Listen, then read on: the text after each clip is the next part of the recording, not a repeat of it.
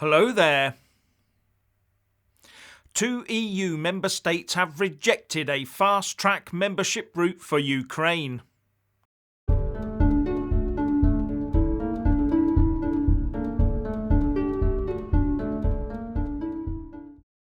Brussels was pushing for Ukraine to get into the EU and making all the right noises, and the EU Parliament voted very recently to let Ukraine join the bloc.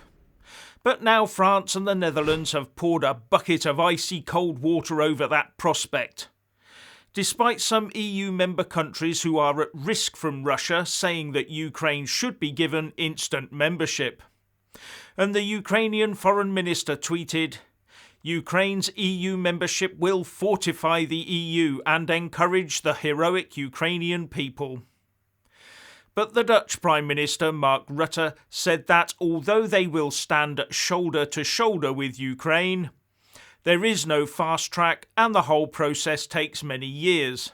While President Macron of France said that we must send Ukraine a strong message of support, remain vigilant, but also that he didn't think that a nation at war should be accepted to go through the EU membership procedure. And I must say it would be extremely strange if Brussels did just turn round and rubber stamp such a thing. But the EU is hoping that one day Ukraine will be in a position to join its ranks. So the virtue signalling vote by MEPs in the EU Parliament to accept Ukraine as a member comes as no surprise, because they know that it is the EU Council that has to vote unanimously to accept a new member state.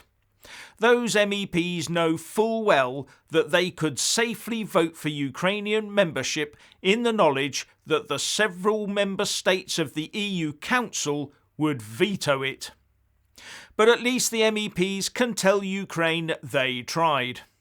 But they've also voted to impose fines on Poland and Hungary for their long-running rule of law shortcomings, just as Poland is proving to be the most welcoming nation for Ukrainian refugees.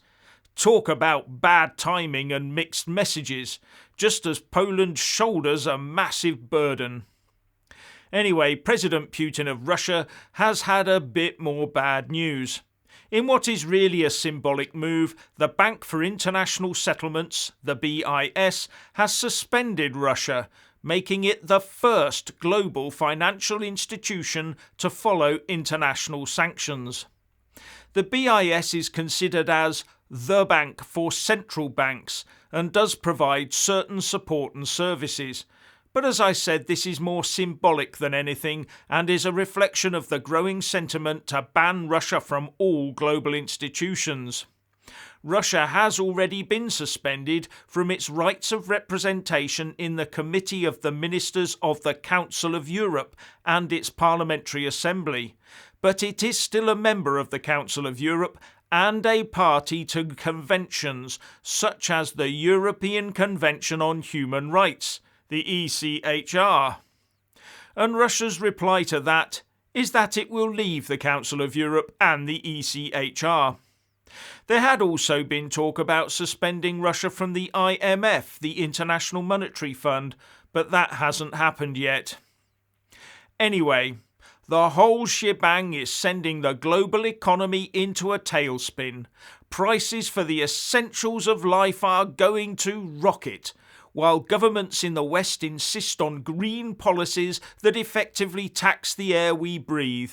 We're being taxed into a cost of living crisis and inflation is set to let rip. And having just come out of a pandemic, we're now facing Armageddon. Now, I did read somewhere that it takes a hell of a lot of planning to get such a perfect storm of events to happen all at the same time.